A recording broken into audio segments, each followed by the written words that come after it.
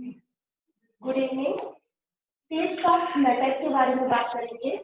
Matter in our surroundings में मैंने last class में आपको मैटर के बारे में, मास के बारे में, पार्टिकल्स के बारे में डिस्कस किया था। ठीक है, पार्टिकल्स में क्या क्या उनकी प्रॉपर्टीज होती हैं वो प्रॉपर्टीज के बारे में बताए थे। प्रॉपर्टीज के बारे में जो जो एक्टिविटीज एनसीईआरटी में दी गई है वो इन एक्टिविटीज का एग्जांपल भी हमने डिस्कस किया था। ठीक है, नाउ स्टेट्स ऑफ मैटर में हम कौन कौन सी स्टेट्स होती है मैटर की, आपको पता है ये स्टेट्स होती हैं सॉलिड, लिक्विड और गैसेस। ओके, तो फर्स्ट ऑफ ऑल हम सॉलिड, लिक्विड और गैसेस के बारे में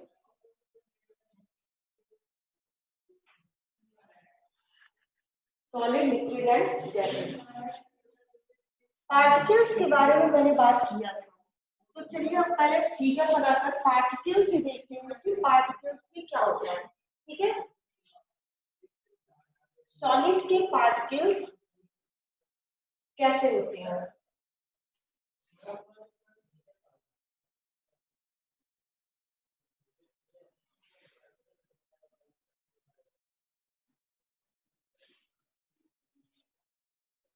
सॉलिड में particles are compactly arranged. In solids, particles are compactly arranged this manner.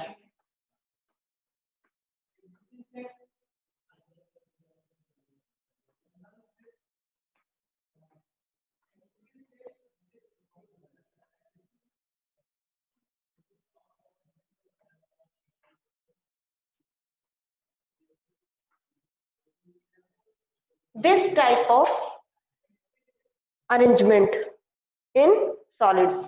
Solids में क्या होता है, जो भी पार्टिकल्स होते हैं, जिन पार्टिकल्स से मिलकर के वो सॉलिड बना होता है, वो पार्टिकल्स कॉम्पैक्टली अरेंज्ड होते हैं और उनके बीच में कोई भी गैप या जो गैप होता है वो नेग्लिजिबल होता है, इतना कम होता है जिसे हम नेग्लिजिबल भी कह सकते हैं। ठीक है, in the case of liquid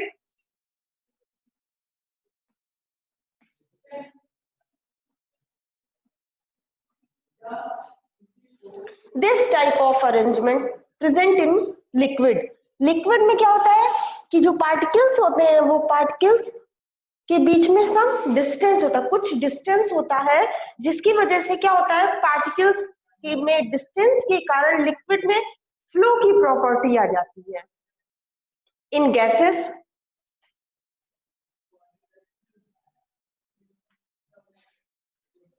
में ऐसा होता है। ठीक है, तो ये देख करके ही पता चल रहा है कि इसका मतलब है कि गैसेस में बहुत ज्यादा गैप होता है पार्टिकल्स के बीच में, और बहुत ज्यादा गैप होने की वजह से ये बहुत ज्यादा ही फ्लो करती हैं। फ्लो, इसमें फ्लूइडिटी की प्रॉपर्टी सबसे ज्यादा होती है। ठीक है, अट्रैक्शनल फोर्स की अगर हम बात करें तो सॉलिड में अट्रैक्शनल फोर्स साफ साफ दिख रहा है कि पार्टिकल्स इतने पास में हैं तो अट्रैक्शन फोर्स भी ज्यादा होगा। ठीक है, अट्रैक्शन फोर्स बहुत ज्यादा होता है, बहुत ही ज्यादा, very high attraction force present in solids, while in case of liquid less attraction force in comparison to solid particles, less attraction force present in liquid, and in the case of gases के case में attraction force negligible हम कह सकते हैं। ठीक है ना, तो negligible attraction force present in gases molecules, gases के पार्टिकल्स या मॉलिक्यूल्स के बीच में नेग्लिजिबल अट्रैक्शन फोर्स प्रेजेंट होता है। सब प्रॉपर्टी और भी बहुत सारी प्रॉपर्टीज है, उन प्रॉपर्टीज के बारे में मैं नीचे लिखती हूँ और वन बाय वन आप क्लियर उसको करते चलिए। फर्स्ट देखिए, इनका क्या होता है, डेफिनिट शेप होता है। सॉलिड्स डेफिनिट शेप के होते हैं। सेकंड, डेफिनिट शेप के साथ इनकी जो बाउंड्रीज होती है वो डिस्टिंक्ट बाउंड्रीज होती है।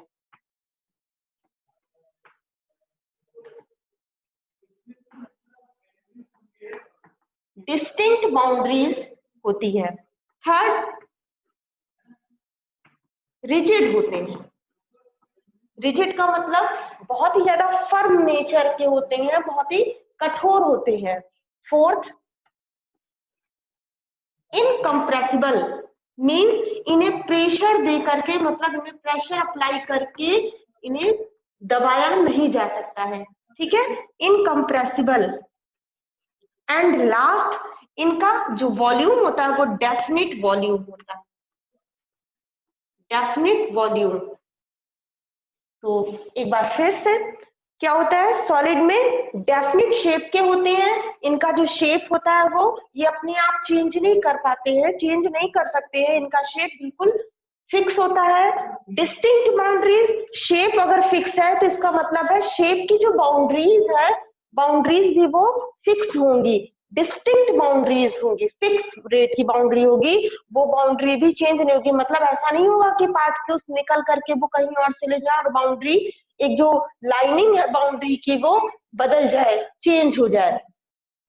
रिजिड, रिजिड नेचर के होते हैं बिकॉज देखिए पार्टिकल्स इतने पास पास है कि इनके बीच गैप नहीं है।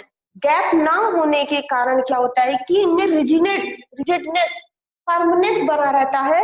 पार्टिकल्स, इन्हें हम कंप्रेस भी नहीं कर सकते। फोर्थ पॉइंट यही है, इनकम्प्रेसिबल, इन्हें हम प्रेशर दे करके कंप्रेस भी नहीं कर सकते बिकॉज पार्टिकल्स बहुत ही पास पास है, ठीक है। तो हमें बहुत ज्यादा प्रेशर अप्लाई करना पड़ेगा, ठीक है, बहुत ही ज्यादा प्रेशर अप्लाई करना पड़ेगा, इसीलिए हम इन्हें इनकम्प्रेसिबल भी कह सकते हैं।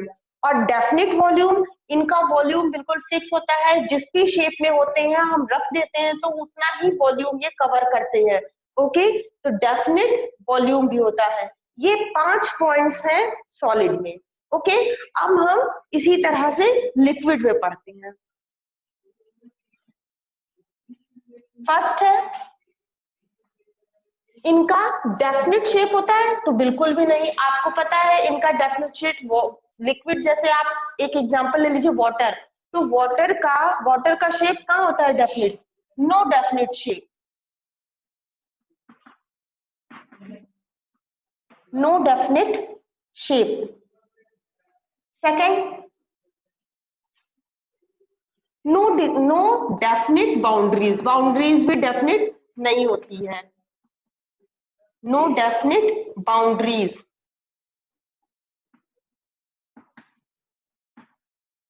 थर्ड, रिजिडनेस, इनमें रिजिडनेस नहीं होती है, इनमें फ्लूइडिटी की प्रॉपर्टी होती है, ठीक है। फोर्थ, इनकम्प्रेसिबल लिखा है तो इन्हें कंप्रेस किया जा सकता है, ओके। तो हम यहाँ पर लिखेंगे लेस कंप्रेसिबल,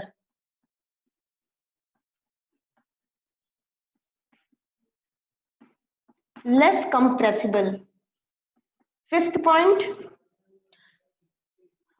डेफिनिट वॉल्यूम होता है, ये जिस भी बर्तन में रखे जाते हैं, जिस भी वेसल में रखे जाएंगे उसी वेसल का वॉल्यूम ये ले लेते हैं, ठीक है, एक्सेप्ट कर लेते हैं, ठीक है। तो ये क्या होता है, इनका वॉल्यूम डेफिनिट होता है।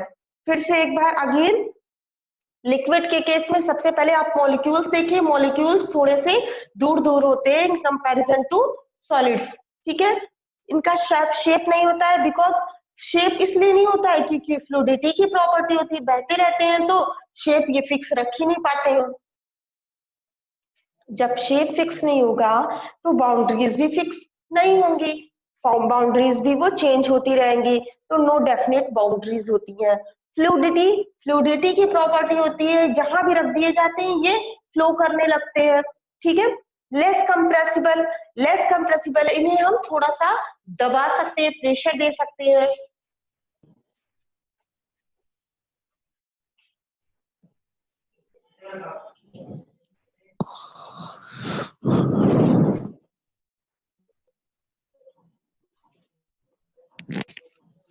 लास्ट है डेफिनेट वॉल्यूम, जिस वेसल में रखे जाते हैं ये उसी वेसल का अगर ग्लास में रख देते हैं तो पानी बिल्कुल ग्लास का वॉल्यूम ले लेगा, जैसी ग्लास की बाउंड्रीज है वैसे ही ग्लास की बाउंड्रीज बना लेगा, ठीक है। अगर हम किसी पॉट में रख दें या फिर हम किसी बीकर भी रख देंगे तो ये बीकर का वॉल्यूम ले लेगा, ठीक है ना। तो इसका कोई फिक्स बाउंड्रीज या शेप तो नहीं होता है, लेकिन हाँ वॉल्यूम होता है। ओके, जितना वॉल्यूम हम लेंगे, जितना ही वॉल्यूम लेंगे उतना ही वॉल्यूम उसका फिक्स रहेगा, ऐसा नहीं है कि वो बढ़ जाएगा, ठीक है ना। तो ये वॉल्यूम इसका फिक्स होता है, जिस वेसल में देते हैं, जिस वेसल में रख देते हैं, उसी वेसल का ये वॉल्यूम ले लेता है, ठीक है। गैसेस के केस में no definite shape,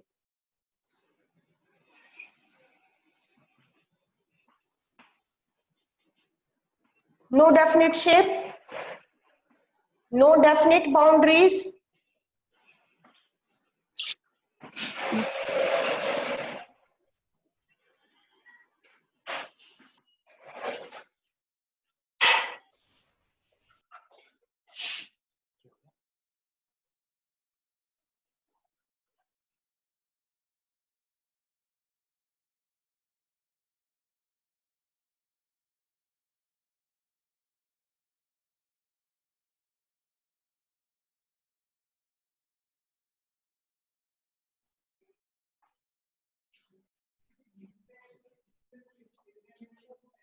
third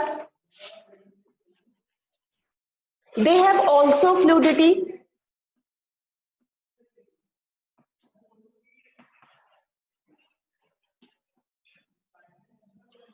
fourth less compressible होते हैं, ये बिल्कुल भी कंप्रेसिबल, इनमें तो कंप्रेसिबल की इतनी ज्यादा प्रॉपर्टी होती है कि आप जितना चाहे उतना प्रेशर डाल सकते हैं, तो हम यहाँ पे लिखेंगे मोर कंप्रेसिबल,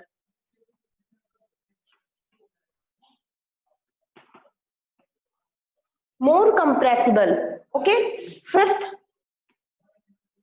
कोई डेफिनेट वॉल्यूम नहीं होता है, बिल्कुल भी इनका वॉल्यूम डेफिनेट नहीं होता है, ये जहां भी रखे जाते हैं पूरा का पूरा सब जगह फैल जाते हैं, कोई ये तो वेसल को भी छोड़ देते हैं, इतना ज्यादा फैल जाते हैं कि वेसल का भी ये वॉल्यूम कवर करते, वेसल्स के बाहर भी निकल जाते हैं, ठीक है। तो इनमें बहुत ज्यादा फ्लूइडिटी की प्रॉपर्टी होती है और इनका डेफिनेट वॉल्यूम नहीं होता है, तो यहाँ पर हम लिखेंगे no definite volume.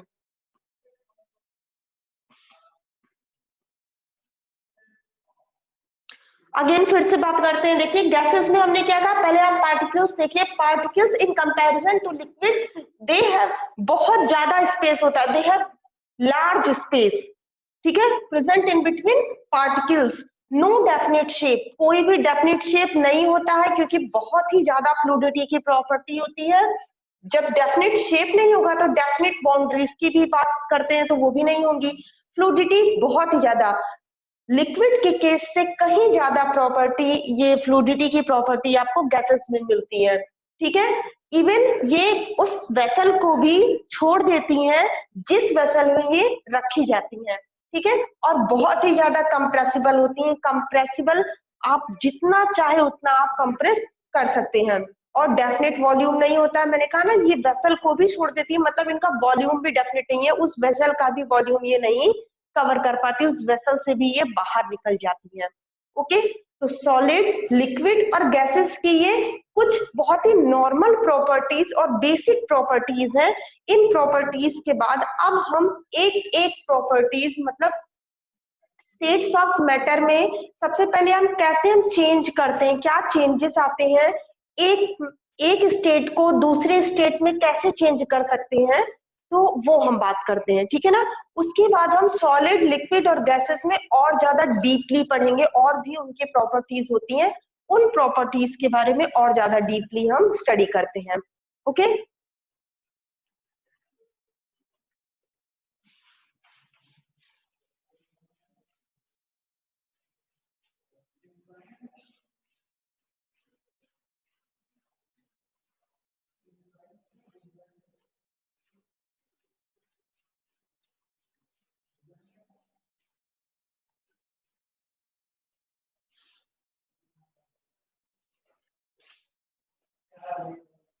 Change of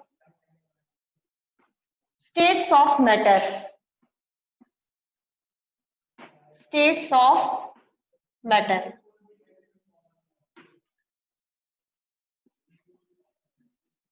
ठीक है। मैटर के जो स्टेट्स हैं उन्हें कैसे हम चेंज कर सकते हैं, सॉलिड को लिक्विड में, लिक्विड को गैस में, गैस को लिक्विड में, लिक्विड को सॉलिड में, वो कैसे चेंज हो सकता है।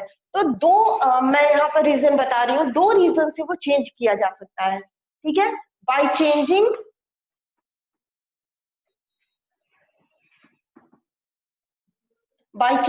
Temperature,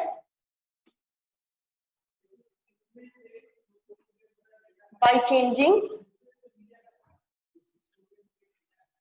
temperature and by changing pressure.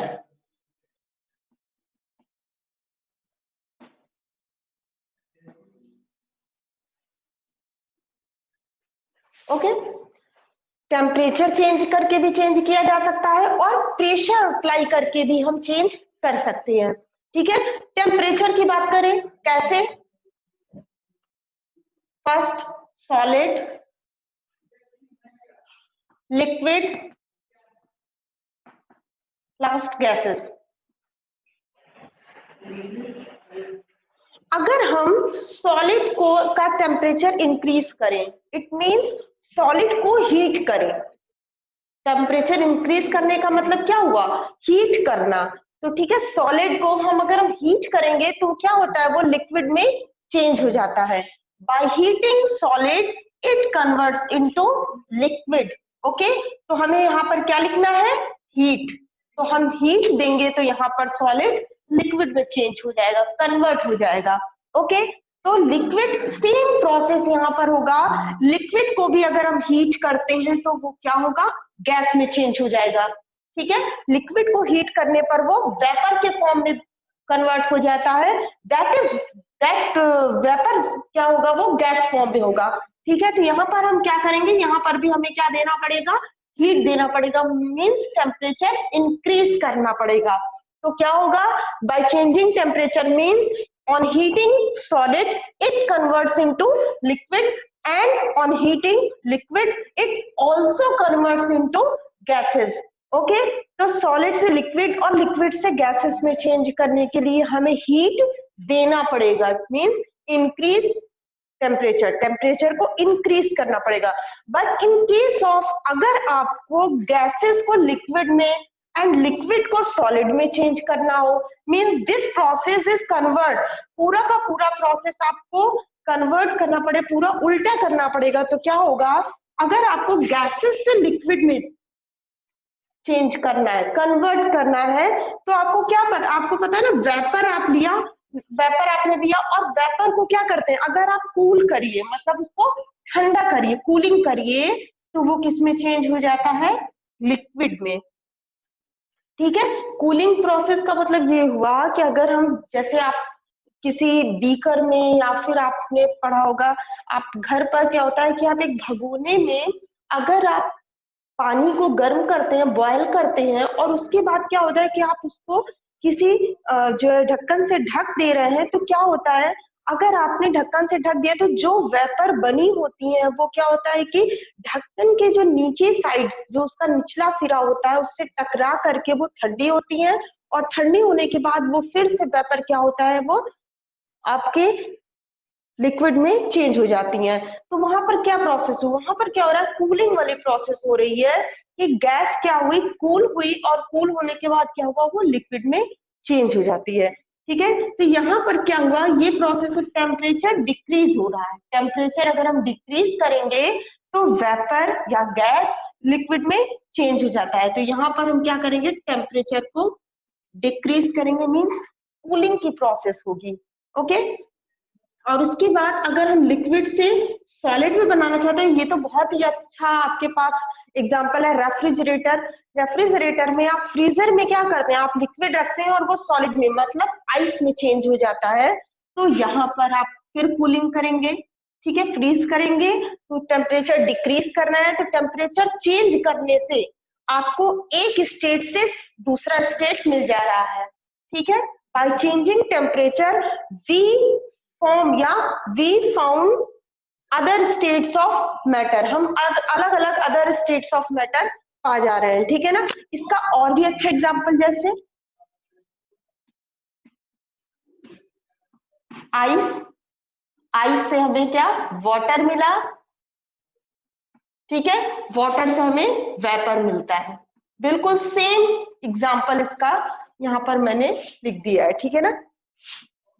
Ice से वाटर और वाटर से वेपर, हीट करते जाएंगे हमें अदर स्टेट्स, इसके वाटर वेपर सब मिलता जाएगा। ओके, और उसके बाद अगर हम वेपर को कूल करेंगे तो हमें सेम चीज मिलती जाएगी। ओके, तो ये आप अच्छी तरीके से ध्यान दीजिएगा, मैंने क्या बताया आपको। बाय चेंजिंग टेम्परेचर सॉलिड से लिक्विड, लिक्विड से गैसेस, मतलब by changing temperature we change states of matter. Okay, by changing pressure की बात करते हैं, प्रेशर चेंज करके कैसे चेंज कर सकते हैं। चलिए फिर से यहाँ पे बात करते हैं कि हमने solid, liquid, gases, pressure change करके अगर हम सॉलिड पर प्रेशर अप्लाई करें, ठीक है, सॉलिड को प्रेस करें, तो सॉलिड को प्रेस करने से क्या होता है कि वो धीरे धीरे मेल्ट होता है, और मेल्ट होने के बाद वो किस फॉर्म में चेंज होता है, वो लिक्विड के फॉर्म में चेंज होता है। तो यहाँ पर क्या होगा, हम प्रेशर को क्या करेंगे, इंक्रीज करेंगे। यहाँ पर अगर हम प्रेशर इंक्रीज करेंगे तो हमें सॉलिड से लिक्विड मिल जाएगा। ओके, और लिक्विड से गैसेस में, लिक्विड से गैसेस में हमें अगर पाना है तो भी तो हम, आप सोचिए यहाँ पर लिक्विड से गैसेस में वैसे तो हम प्रेशर डिक्रीज करके पाते हैं, ना कि प्रेशर इंक्रीज करके मिलता है। प्रेशर को जब हम डिक्रीज करते हैं तो जाकर के हमें गैसेस के फॉर्म में मिलता है। तो यहाँ पर हमें प्रेशर डिक्रीज करके मिलेगा, ठीक है। ये स्टेट्स ऑफ मैटर आपको प्रेशर डिक्रीज करके मिलेगा। तो आप ये याद रखिएगा, सॉलिड से लिक्विड में चेंज करने के लिए हम क्या करते हैं, प्रेशर इंक्रीज करते हैं, और लिक्विड से गैसेस में चेंज करने के लिए हम क्या करते हैं, प्रेशर डिक्रीज करते हैं। अगर हमें गैसेस से लिक्विड में कन्वर्ट करना है तो हम क्या करेंगे, फिर प्रेशर को इंक्रीज कर देंगे, ठीक है। इसका एग्जांपल आपने पढ़ा होगा, लाइटर आपने देखा होगा, लाइटर,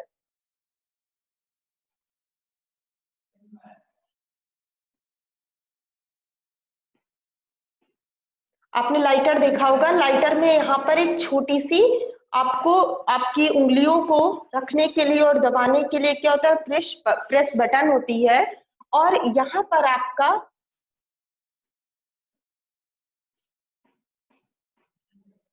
आपका फ्लेम निकलने का रास्ता बना होता है, मतलब ये इस तरीके का कुछ सिस्टम होता है लाइटर का, और इसमें क्या होता है, गैस भरी होती है, इसमें गैस भरी होती है, गैस भरी होती है। और गैस कैसे भरी होती है, इससे गैस को बहुत ही हाई प्रेशर पर लिक्विफाई करके भरते हैं। मींस गैस गैस के फॉर्म में ना रह करके वो लिक्विड के फॉर्म में होती है। तो हमने क्या कहा, यहाँ पर गैस प्रेशर इंक्रीज किया गया रहता है, गैस पर प्रेशर बहुत ज्यादा अप्लाई करके इसे लिक्विड में चेंज कर देते हैं, मतलब लिक्विफाई गैस यहाँ पर भरी होती है, ठीक है। तो ये पूरा का पूरा सिस्टम क्या हो, लिक्विड से भरा होता है, वो उसे हम बोलते हैं लिक्विफाई गैसेस। ओके, तो अगर हमें गैस से लिक्विड में चेंज करना है तो हम क्या करेंगे, प्रेशर इंक्रीज करेंगे। अगर हमें गैस से लिक्विड में चेंज करना है तो प्रेशर इंक्रीज करेंगे, और लिक्विड से गैस में चेंज करना है तो प्रेशर डिक्रीज करेंगे। ओके, सेम प्रोसेस है, आपको लाइटर के प्रोसेस से आपको याद रहेगा, ठीक है, कि इसमें क्या होता है, बहुत ही हाई प्रेशर पर गैस को लिक्विफाई करके इसमें फिल कर देते हैं, और जैसे ही हम अपनी उंगलियों से लाइटर को जलाते हैं, मींस इस बटन को प्रेस करते हैं, तो क्या होता है, एक फ्लेम, ये लिक्विड गैस के फॉर्म में निकलता है। मतलब क्या हुआ कि हमने क्या किया, प्रेशर को कम किया, हमने जिस थोड़ा सा रास्ता खोल दिया लिक्विड को निकलने का, और जैसे ही लिक्विड निकली तो जिस प्रेशर से वो बहुत ही ज्यादा इसमें फिल थी, वो प्रेशर कम हो गया, और प्रेशर कम होते ही लिक्विड अपने पहले वाले फॉर्म में, मींस गैस फॉर्म में फिर से चेंज हो गया, और गैस फॉर्म में चेंज होते ही वो जलने लगा, ओके, बाहर निकलने लगा। ठीक है, तो ये लिक्विड और गैस का बहुत ही अच्छा एग्जांपल है लाइटर।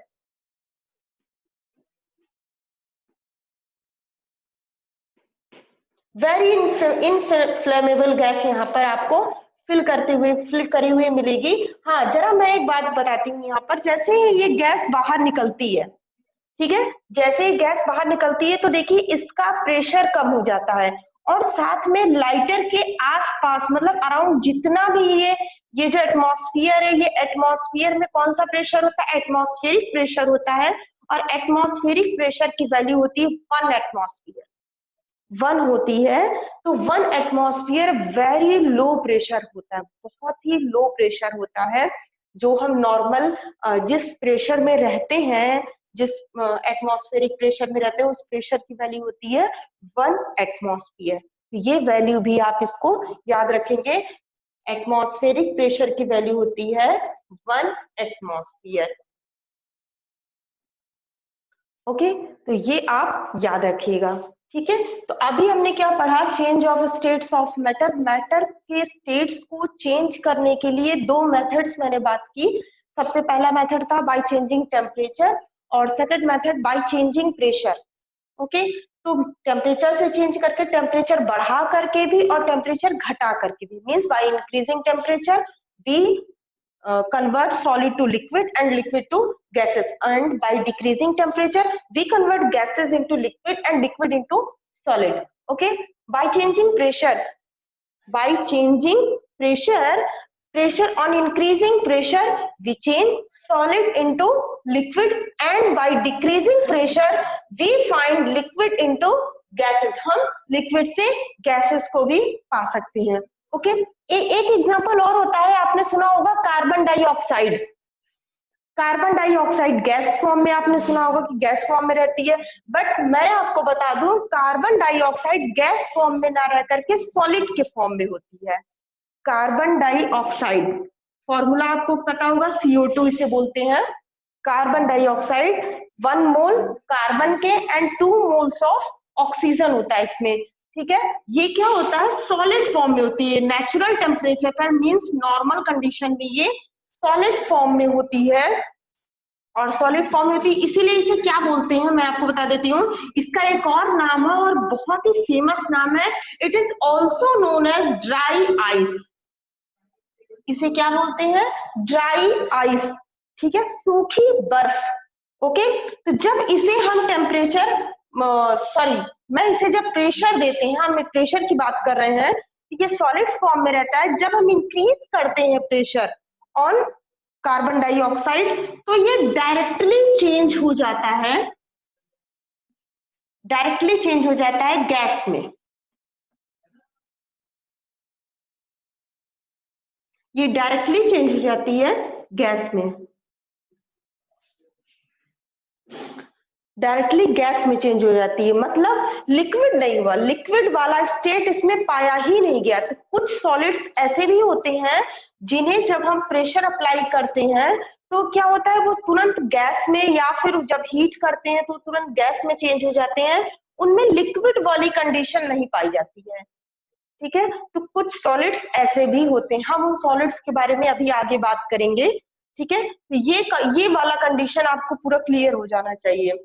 अब हम नेक्स्ट कंडीशन की बात करते हैं। मैंने अभी बताया था कि मैं आपको और प्रॉपर्टीज के बारे में, सॉलिड, लिक्विड और गैसेस के और डीपली हम उनके बारे में स्टडी करेंगे, तो अब हम उनके बारे में और डीपली स्टडी करते हैं।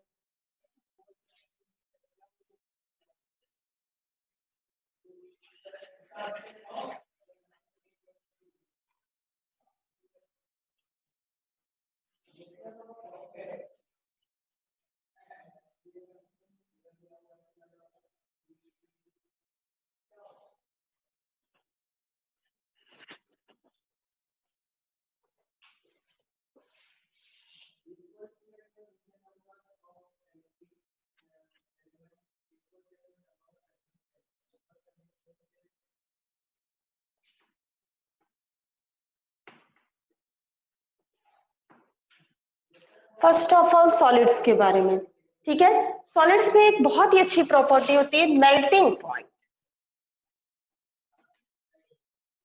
मेल्टिंग पॉइंट, ये क्या होता है?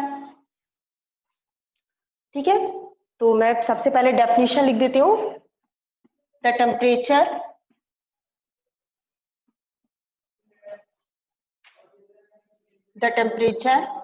at which a solid melts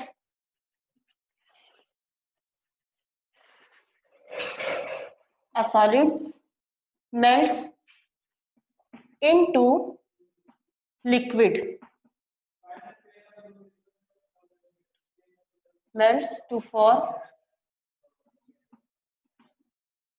form a liquid.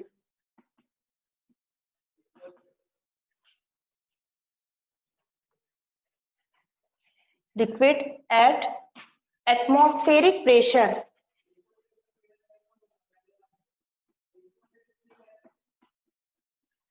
At atmospheric pressure is called its melting point.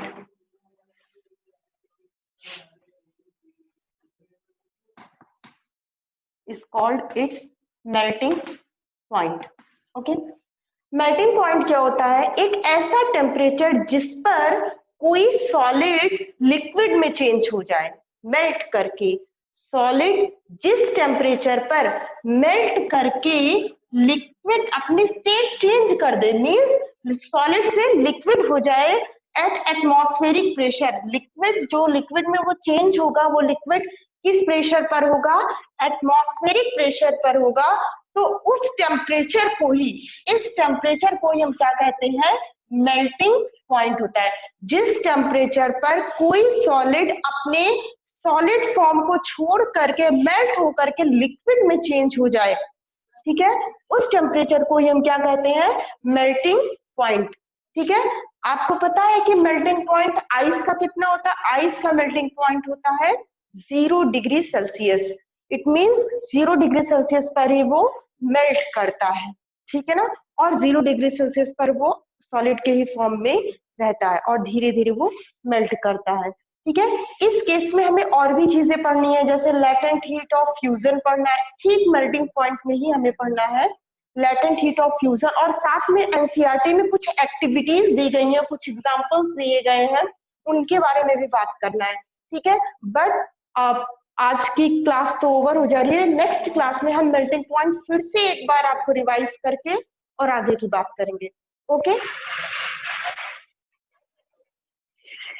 क्या हुआ?